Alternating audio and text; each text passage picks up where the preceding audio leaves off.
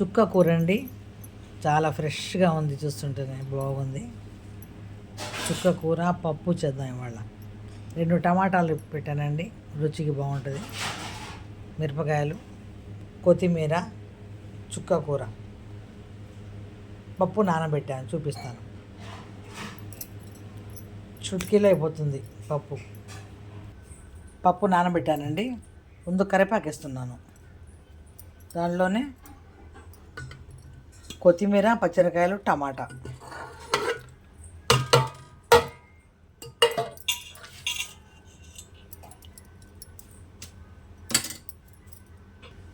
కొంచెం పసుపు, కొంచెం కారం వేద్దామండి.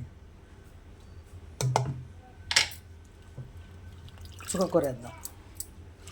చుక్కకూర పుల్లగా ఉంటుంది కానీ, అందుకని దాంట్లో చింతపండు వేయరు. ఇది పులిపే సరిపోతుంది పప్పులో. మీరు ట్రై చేయండి. చుక్కకూర పప్పు మెదిపేసానండి, తాలిపేస్తున్నాను.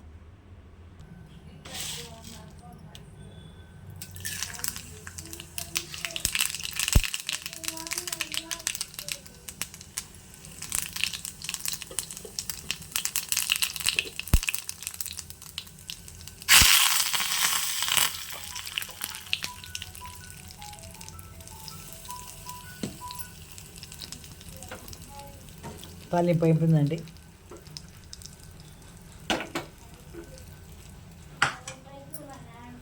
చలో,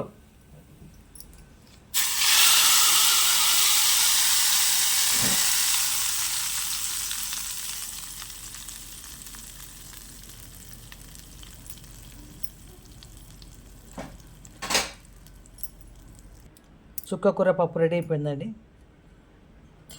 లైక్ చేయండి, షేర్ చేయండి, సబ్స్క్రైబ్ చేసుకోండి.